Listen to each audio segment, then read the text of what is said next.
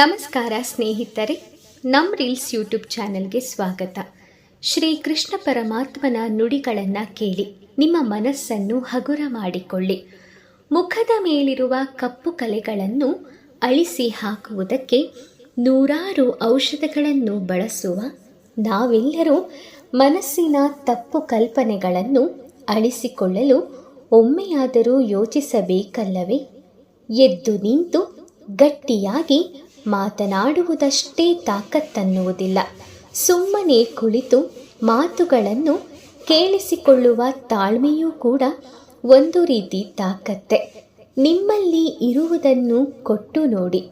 ನಿಮ್ಮಂತಹ ಶ್ರೇಷ್ಠ ವ್ಯಕ್ತಿ ಯಾರೂ ಇರುವುದಿಲ್ಲ.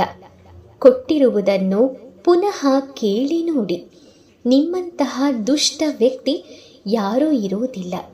ಇದು ಇವತ್ತಿನ ವಾಸ್ತವ. ಶ್ರೇಷ್ಠವಾದ ಜೀವನಕ್ಕೆ ಬೇಕಾದ ಸುಲಭ ಸೂತ್ರಗಳು. ನುಂಗುವ ಮನಸ್ಸು ಇದ್ದರೆ ಕೋಪವನ್ನಷ್ಟೇ ನುಂಗಬೇಕು. ಮಾಡುವ ಮನಸ್ಸಿದ್ದರೆ ಸತ್ಕಾರ್ಯಗಳನ್ನು ಮಾಡಬೇಕು.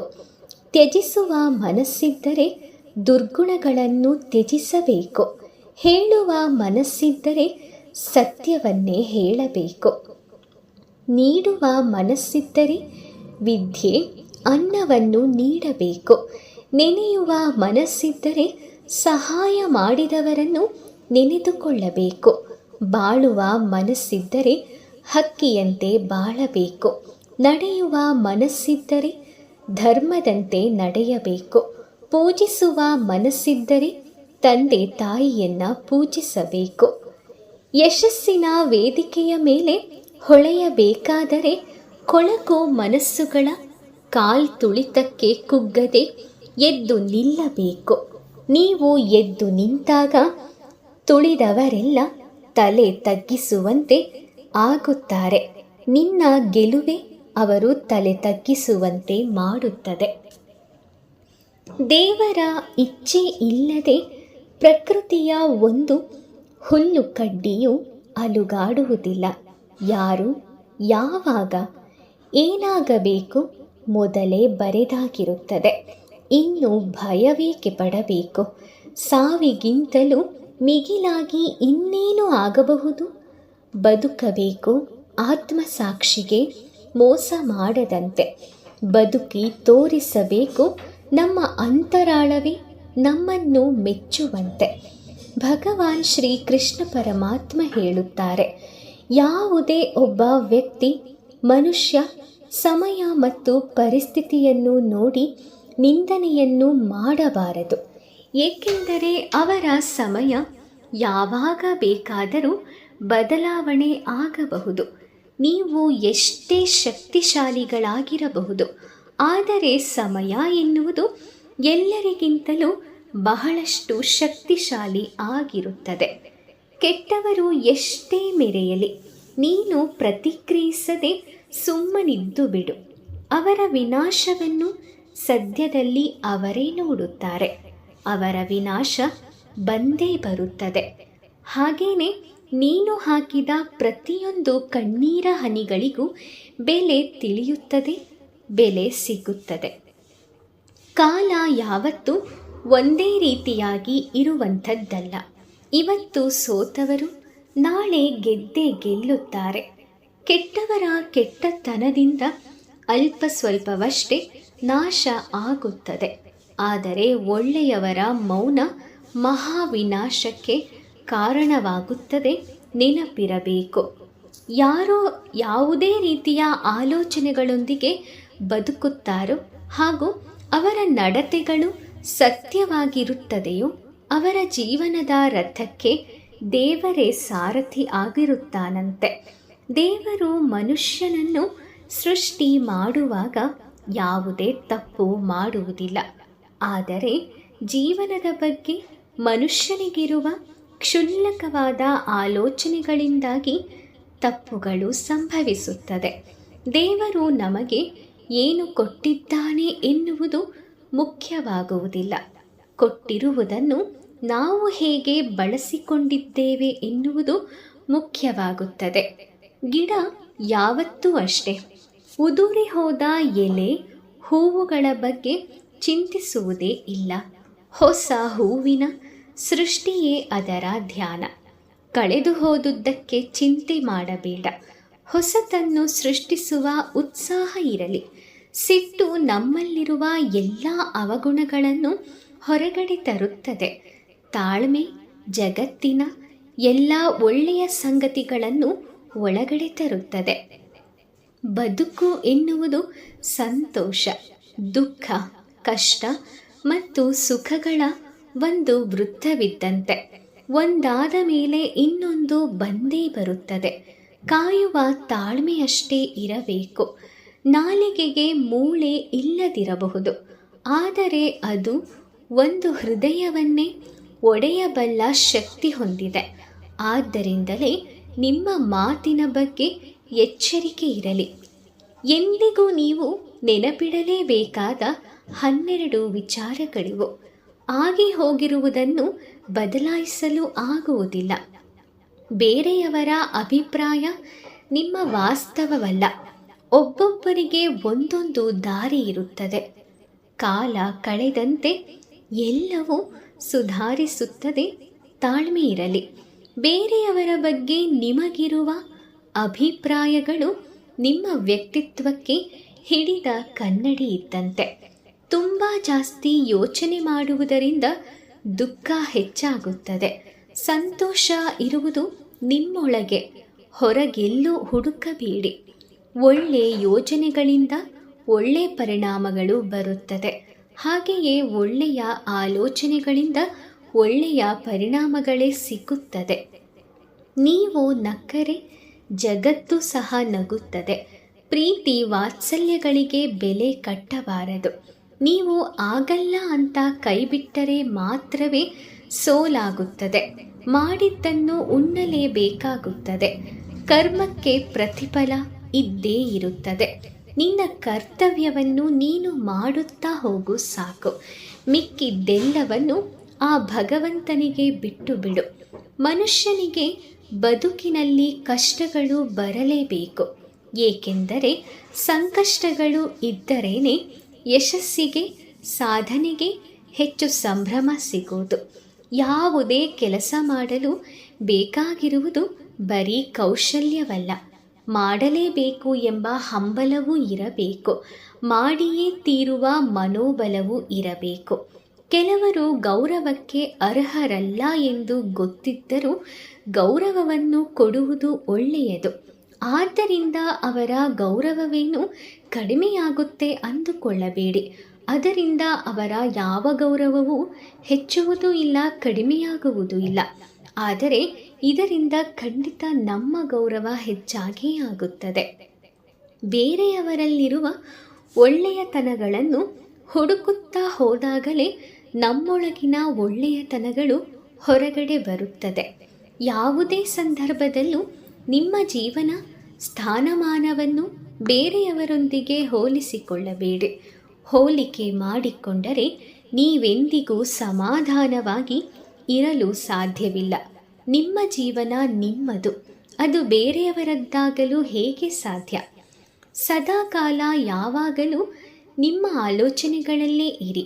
ಇದು ಜಗತ್ತಿನಲ್ಲಿ ಲಭ್ಯವಿರುವ ಅತ್ಯಂತ ಅಗ್ಗದ ಔಷಧವಾಗಿದೆ.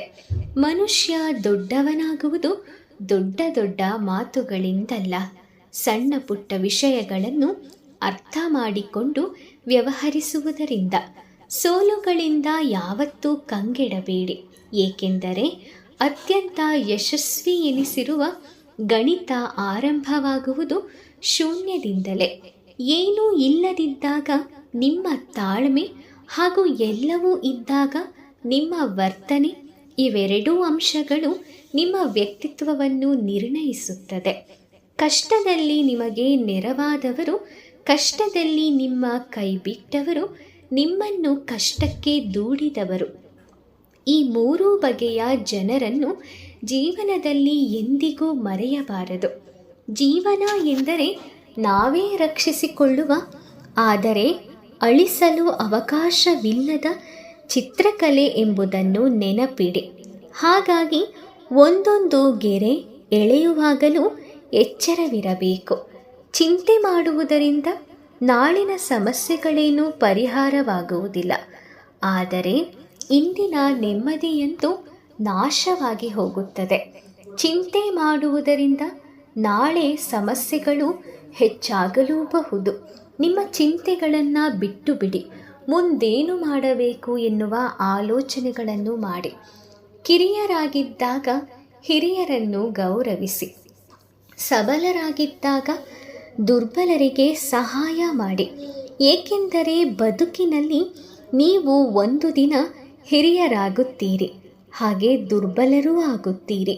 ಯಾರಾದರೂ ನಿಮ್ಮ ಅರ್ಹತೆಯ ಬಗ್ಗೆ ಸಂದೇಹ ಪಟ್ಟರೆ ಬೇಸರ ಮಾಡಬೇಡಿ. ಏಕೆಂದರೆ ಜನ ಚಿನ್ನದ ಪರಿಶುದ್ಧತೆಯ ಬಗ್ಗೆ ಸಂದೇಹಿಸುತ್ತಾರೆಯೇ ಹೊರತು ಕಬ್ಬಿಣದ್ದಲ್ಲ. ಯಾವುದೇ ಕೆಲಸ ಮಾಡುವಾಗ ನಿಮ್ಮ ಮನಸ್ಸಿನ ಮಾತನ್ನು ಆಲಿಸಿ. ಹೃದಯ ಹೇಳಿದಂತೆ ನಡೆದುಕೊಳ್ಳಿ. ಉಳಿದವರು ಏನು ಹೇಳುತ್ತಾರೆ ಎನ್ನುವುದರ ಬಗ್ಗೆ ಯೋಚನೆ ಮಾಡಬೇಡಿ. ನೀವು ಪಡುವ ನೋವು ಯಾರಿಗೂ ಕಾಣಿಸುವುದಿಲ್ಲ. ನೀವು ಪಡುವ ಕಷ್ಟವನ್ನು ಯಾರೂ ನೋಡುವುದೂ ಇಲ್ಲ. ನೀವು ಪಡುವ ವ್ಯಥೆ ಯಾರಿಗೂ ಬೇಕಾಗಿಲ್ಲ.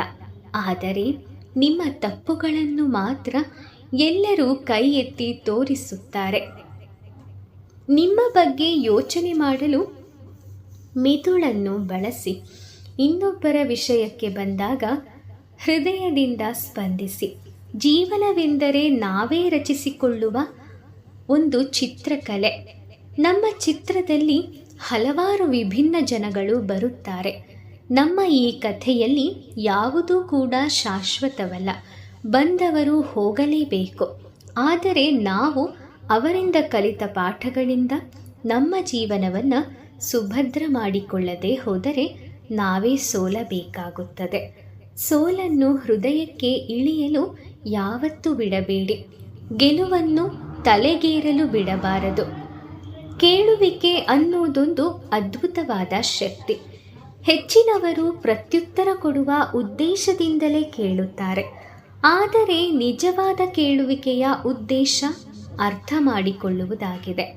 ಸಮಸ್ಯೆಯ ಹಿಂದೆ ಪರಿಹಾರ, ದುಃಖದ ಹಿಂದೆ ಸುಖ, ಸವಾಲಿನ ಹಿಂದೆ ಒಂದು ಅವಕಾಶ ಇದ್ದೇ ಇರುತ್ತದೆ.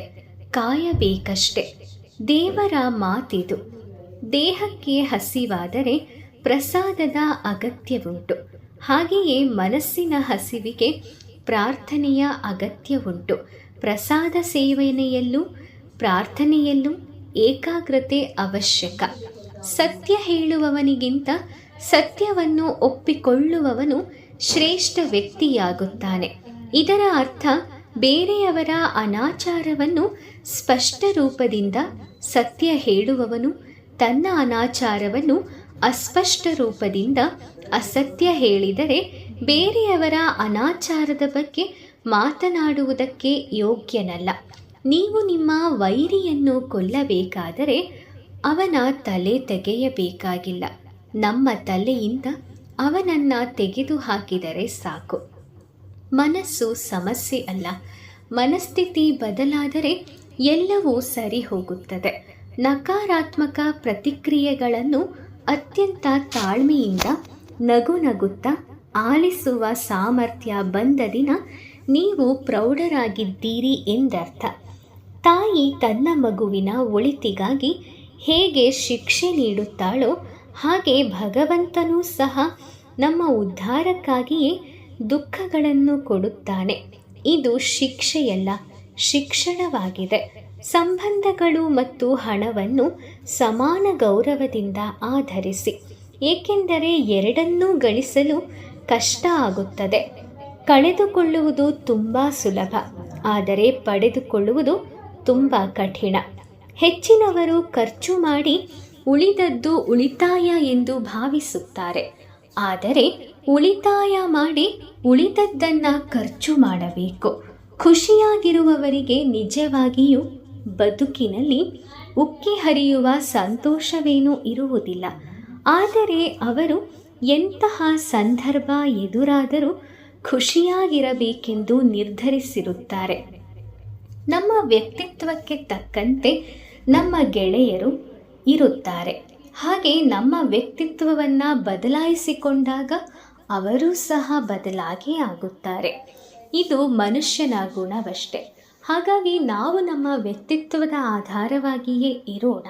ಯಾರು ಹೇಗೆ ಬದಲಾದರೂ ಚಿಂತಿಸುವುದು ಬೇಡ. ಅಸೂಯೆಯಿಂದ ಬದುಕುವವರಿಗೆ ಸರಿಯಾದ ನಿದ್ರೆ ಬರುವುದಿಲ್ಲ. ಅದೇ ಅಹಂಕಾರದಿಂದ ಬದುಕುವವರಿಗೆ ಸರಿಯಾದ ಸ್ನೇಹಿತರಿರುವುದಿಲ್ಲ. ಅನುಮಾನದಿಂದ ಬದುಕುವವರಿಗೆ ಸರಿಯಾದ ಜೀವನ ಇರುವುದಿಲ್ಲ. ಬರುವುದೆಲ್ಲವನ್ನು ಸ್ವೀಕರಿಸು, ಬಂದದ್ದೆಲ್ಲವನ್ನು ಅನುಭವಿಸು. ನಮ್ಮ ಪಾಲಿನದಷ್ಟೇ ನಮಗೆ ಸಿಗುತ್ತದೆ. ನಮ್ಮದಲ್ಲದ್ದು ನಮ್ಮಿಂದ ಖಂಡಿತ ದೂರವಾಗುತ್ತದೆ. ಇರುವಷ್ಟು ದಿನ ನೆಮ್ಮದಿಯಾಗಿ ಇರಬೇಕು. ತಪ್ಪುಗಳು, ಸೋಲುಗಳು, ಅವಮಾನಗಳು, ನಿರಾಸೆಗಳು, ತಿರಸ್ಕಾರಗಳು ಇವುಗಳೆಲ್ಲವೂ ಉನ್ನತಿ ಮತ್ತು ಬೆಳವಣಿಗೆಯ ಭಾಗಗಳು. ಯಾವ ವ್ಯಕ್ತಿಯು ಈ ಅನುಭವಗಳಿಂದ ಹಾದು ಹೋಗದೆ ಜೀವನದಲ್ಲಿ ಗೌರವದ ಸ್ಥಾನವನ್ನು ಪಡೆದುಕೊಳ್ಳಲು ಸಾಧ್ಯವಿಲ್ಲ. ಯೋಚಿಸಿ ನೋಡಿ. ನಿಯತ್ತಿನ ಜನರೊಡನೆ ಪ್ರಾಮಾಣಿಕನಾಗಿರು. ನಟಿಸುವ ಜನರೊಡನೆ ಅತ್ಯುತ್ತಮ ನಟನಾಗಿರು. ತಡವಾದರೂ ಸರಿಯಾದದ್ದೇ ನಡೆಯುತ್ತದೆ. ನಿಮಗೇನು ಬೇಕೋ ಅದೇ ನಡೆಯುತ್ತದೆ. ದಿನ ಕೆಟ್ಟದ್ದಾಗಿರಬಹುದಷ್ಟೆ, ಜೀವನ ಕೆಟ್ಟದ್ದಲ್ಲ. ತಾಳ್ಮೆ ಇರಬೇಕು. ನಿಮ್ಮ ನೆರವೇರಿಕೆಗಳು ಈಡೇರುವ ದಿನ ಬಂದೇ ಬರುತ್ತದೆ. ಜೀವನದಲ್ಲಿ ಯಾರನ್ನು ಅತಿಯಾಗಿ ಪ್ರೀತಿ ಮಾಡಬೇಡಿ. ನಾಳೆ ಅವರು ನಿಮ್ಮ ಶತ್ರುವೂ ಆಗಬಲ್ಲರು. ಅತಿಯಾಗಿ ಯಾರನ್ನೂ ದ್ವೇಷವೂ ಮಾಡಬೇಡಿ. ನಾಳೆ ಅವರು ನಿಮ್ಮ ಮಿತ್ರರೂ ಆಗಬಲ್ಲರು. ಜಗತ್ತಿನಲ್ಲಿ ಕಾಲಕ್ಕಿಂತ ಶಕ್ತಿಶಾಲಿಯಾದ ವಸ್ತು ಮತ್ತೊಂದಿಲ್ಲ. ಜೀವನವೆಂದರೆ ಇಷ್ಟೇ. ಬಯಸಿದಾಗ ಬಯಸಿದ್ದು ಸಿಗೋದಿಲ್ಲ. ಸಿಗುವ ಹೊತ್ತಿಗೆ ಬಯಕೆಗಳೇ ಇರುವುದಿಲ್ಲ. ಅನ್ನದಾನಕ್ಕಿಂತ ಶ್ರೇಷ್ಠವಾದ ದಾನ ಇನ್ಯಾವುದೂ ಇಲ್ಲ.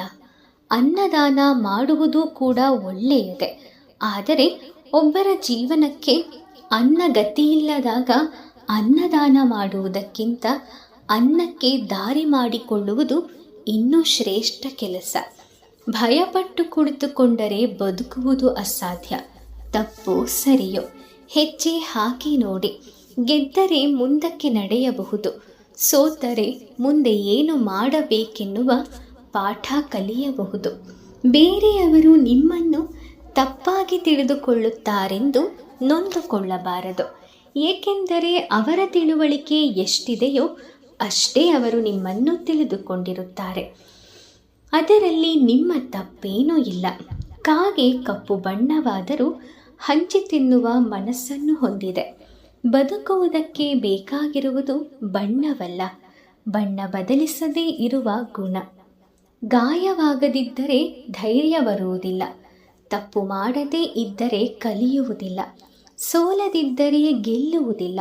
ಯಾವುದಕ್ಕೂ ನಾವು ಉತ್ಸಾಹ ಕಳೆದುಕೊಳ್ಳಬಾರದಷ್ಟೇ. ನಾನು ಅವರಂತೆ ಬೆಳೀಬೇಕು ಅನ್ನುವ ಆಸೆ ಇರಬೇಕೆಯೇ ಹೊರತು ಅವರು ಬೆಳೆದರಲ್ಲ ಎನ್ನುವ ಅಸೂಯೆ ಇರಬಾರದು. ಶರೀರದಲ್ಲಿ ಯಾವ ಸೌಂದರ್ಯವೂ ಇರುವುದಿಲ್ಲ. ಸೌಂದರ್ಯ ಇರುವುದು ವ್ಯಕ್ತಿಯ ಕರ್ಮದಲ್ಲಿ, ಅವನ ವಿಚಾರದಲ್ಲಿ, ಅವನ ಮಾತಿನಲ್ಲಿ, ಅವನ ವ್ಯವಹಾರದಲ್ಲಿ, ಅವನ ಸಂಸ್ಕಾರದಲ್ಲಿ ಮತ್ತು ಅವನ ಚಾರಿತ್ರ್ಯದಲ್ಲಿ. ಯಾರ ಜೀವನದಲ್ಲಿ ಇವೆಲ್ಲವೂ ಇದೆಯೋ ಆ ವ್ಯಕ್ತಿ ಪ್ರಪಂಚದಲ್ಲಿ ಎಲ್ಲರಿಗಿಂತಲೂ ಸುಂದರ ವ್ಯಕ್ತಿಯಾಗುತ್ತಾನೆ. ನಾವು ಯಾವುದನ್ನು ಸ್ವೀಕರಿಸಲು ಬಯಸುತ್ತೇವೆಯೋ ಮೊದಲು ಅವರ ಪ್ರತಿಬಿಂಬವನ್ನು ನಾವು ಅರಿಯಬೇಕು. ಅದರ ಪ್ರತಿಬಿಂಬವೇ ನಾವಾಗಬೇಕಿರುವುದು ಅನಿವಾರ್ಯ. ನಾವು ಪ್ರೀತಿ ಬಯಸುವುದಾದರೆ ಪ್ರೀತಿಯನ್ನೇ ನೀಡಬೇಕು. ನಾವು ಸತ್ಯವನ್ನು ಬಯಸುವುದಾದರೆ ಮೊದಲು ನಾವು ಸತ್ಯವಂತರಾಗಿರಬೇಕು. ನಾವು ಇತರರಿಂದ ಪ್ರಾಮಾಣಿಕತೆಯನ್ನು ನಿರೀಕ್ಷಿಸುವುದಾದರೆ ಮೊದಲು ನಾವು ಕೂಡ ಪ್ರಾಮಾಣಿಕರಾಗಿರಬೇಕು. ನಮಗೆ ಗೌರವ ಸಿಗಬೇಕಾದರೆ ಇತರರಿಗೆ ಗೌರವ ಕೊಡುವುದನ್ನು ಕಲಿಯಬೇಕು. ನಾವು ಏನು ಕೊಡುತ್ತೇವೆಯೋ ಅದೇ ನಮಗೆ ಹಿಂತಿರುಗುತ್ತದೆ. ಇದೇ ಪ್ರಕೃತಿಯ ನಿಯಮವಲ್ಲವೇ? ಬೇರೆ ಕಡೆಗಳಲ್ಲಿ ನಾವು ಮಾಡಿದ ಪಾಪವು ಪುಣ್ಯಕ್ಷೇತ್ರಗಳಲ್ಲಿ ನಾಶವಾಗುತ್ತದೆ. ಆದರೆ ಪುಣ್ಯಕ್ಷೇತ್ರಗಳಲ್ಲೇ ಮಾಡಿದ ಪಾಪಗಳು ವಜ್ರಲೇಪನದಂತೆ ನಮ್ಮನ್ನೇ ಅಂಟಿಕೊಳ್ಳುತ್ತದೆ. ಆದ್ದರಿಂದ ಬಿಡುಗಡೆಯಾಗುವುದು ತುಂಬ ಕಷ್ಟ. ಯಾರನ್ನು ಎರಡಕ್ಕಿಂತ ಹೆಚ್ಚು ಬಾರಿ ಕರೆಯಬಾರದು. ಯಾರೊಂದಿಗೂ ಅಗತ್ಯಕ್ಕಿಂತ ಹೆಚ್ಚು ಸ್ನೇಹದಿಂದಿರಬಾರದು. ಕೇಳದೆ ಜ್ಞಾನವನ್ನು ನೀಡಬಾರದು. ಕಡಿಮೆ ಮಾತನಾಡಿ, ಸಾಧ್ಯವಾದಷ್ಟು ರಹಸ್ಯವಾಗಿರಿ. ನಿಮ್ಮ ಮುಂದಿನ ನಡೆಯನ್ನು ಯಾರಿಗೂ ತಿಳಿಸಬೇಡಿ. ಹಣವನ್ನು ಉಳಿಸಲು ಮತ್ತು ಹಣವನ್ನು ಗಳಿಸಲು ವಿವಿಧ ಮಾರ್ಗಗಳನ್ನು ಸೃಷ್ಟಿ ಮಾಡಿಕೊಳ್ಳಿ. ಎಲ್ಲರನ್ನೂ ಸಂತೋಷಪಡಿಸುವುದು ಅನಿವಾರ್ಯವಲ್ಲ, ಅದು ಸಾಧ್ಯವೂ ಇಲ್ಲ. ನಿಮಗೆ ಸರಿ ಅನಿಸಿದ ಕೆಲಸಗಳನ್ನು ಮಾತ್ರ ಮಾಡಿ. ನಿಮ್ಮ ಜೀವನದಲ್ಲಿ ಒಳ್ಳೆಯದನ್ನು ಮಾಡಿದವರಿಗೆ ಕೃತಜ್ಞತೆಯನ್ನು ಸಲ್ಲಿಸುವುದನ್ನು ಮರೆಯಬೇಡಿ. ಮನುಷ್ಯನ ಜೀವನ ಮೊದಲು ಗಳಿಸೋಕೆ ಹೋರಾಟ, ಗಳಿಸಿದ ಮೇಲೆ ಉಳಿಸೋಕೆ ಹಾರಾಟ, ಉಳಿಸಿದ ಮೇಲೆ ನೆಮ್ಮದಿಯ ಹುಡುಕಾಟ, ಕೊನೆಗೆ ಯಾರೋ ಗಳಿಸಿದ್ದೆಲ್ಲ ಬಿಟ್ಟು ಖಾಲಿ ಕೈಯಲ್ಲಿ 4 ಜನರ ಹೆಗಲಿನ ಮೇಲೆ ಓಟ. ಕಳೆದು ಹೋದ ಕಹಿಗಳನ್ನು ತಲೆಯಿಂದ ತೆಗೆದುಹಾಕದೇ ಇದ್ದರೆ ಅದು ನಮ್ಮ ನಾಳೆಗಳನ್ನು ಹಾಳು ಮಾಡಿ ಬಿಡಬಹುದು. ಎಚ್ಚರಿಕೆಯಿಂದ ನಾಳೆಯ ಖುಷಿಯನ್ನು ನಮ್ಮದಾಗಿಸಿಕೊಳ್ಳಬೇಕು. ಸುಖ ಸ್ನೇಹಿತರನ್ನು ಕರೆತರುತ್ತದೆ, ಕಷ್ಟ ಅವರ ಅರ್ಹತೆಯನ್ನು ಪರೀಕ್ಷಿಸುತ್ತದೆ. ಯಾರ ಜೊತೆ ಎಷ್ಟರ ಮಟ್ಟಿಗಿರಬೇಕೋ ಅಷ್ಟರ ಮಟ್ಟಿಗೆ ಮಾತ್ರ ಇರಿ. ಎಲ್ಲರನ್ನೂ ನಮ್ಮವರೆಂದುಕೊಂಡು ನಿಮ್ಮ ಒಳ್ಳೆತನ ತೋರಿಸಿದರೆ ಕೊನೆಗೆ ನೀವೇ ಕೆಟ್ಟವರಾಗುತ್ತೀರಾ.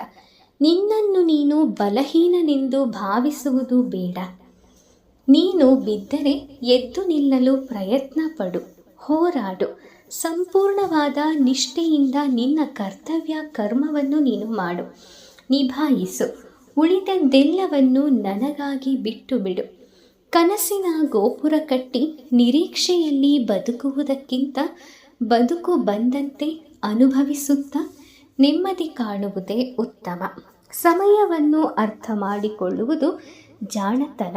ಸಮಯಕ್ಕೆ ಸರಿಯಾಗಿ ಅರ್ಥ ಮಾಡಿಕೊಳ್ಳುವುದು ಜವಾಬ್ದಾರಿ ಆಗುತ್ತದೆ. ಸ್ನೇಹಿತರೆ, ಇವತ್ತಿನ ಈ ಅದ್ಭುತವಾದ ಸಂದೇಶಗಳು ನಿಮಗೆ ಇಷ್ಟ ಆಗಿದೆ ಅಂತ ನಾನು ಅಂದ್ಕೊಳ್ತೀನಿ. ವಿಡಿಯೋ ಇಷ್ಟ ಆಗಿದ್ದರೆ ಲೈಕ್ ಮಾಡಿ, ಶೇರ್ ಮಾಡಿ, ಹಾಗೆ ನಿಮ್ಮ ಅಭಿಪ್ರಾಯಗಳನ್ನು ಕಮೆಂಟ್ ಮಾಡಿ. ಇದೇ ರೀತಿಯ ಉತ್ತಮವಾದ ವಿಚಾರಗಳನ್ನು ತಿಳಿಯಲು ನಮ್ಮ ರೀಲ್ಸ್ ಯೂಟ್ಯೂಬ್ ಚಾನಲ್ಗೆ ಸಬ್ಸ್ಕ್ರೈಬ್ ಆಗಿ, ಹಾಗೆ ಪಕ್ಕದಲ್ಲೇ ಇರೋ ಬೆಲ್ ಐಕಾನನ್ನು ಕ್ಲಿಕ್ ಮಾಡಿ. ಇದರಿಂದ ನಾನು ಅಪ್ಲೋಡ್ ಮಾಡೋ ವಿಡಿಯೋ ಮೊದಲು ನಿಮಗೆ ಬಂದು ತಲುಪತ್ತೆ. ಮುಂದಿನ ವಿಡಿಯೋದಲ್ಲಿ ಇನ್ನಷ್ಟು ಉತ್ತಮ ವಿಚಾರಗಳೊಂದಿಗೆ ಮತ್ತೆ ನಾನು ನಿಮ್ಮನ್ನು ಭೇಟಿ ಮಾಡ್ತೀನಿ. ಓಂ ಶ್ರೀ ಕೃಷ್ಣಾಯ ನಮಃ. ಆ ಕೃಷ್ಣ ಪರಮಾತ್ಮ ನಿಮಗೆಲ್ಲರಿಗೂ ಒಳ್ಳೆಯದನ್ನು ಮಾಡಲಿ. ಧನ್ಯವಾದಗಳು.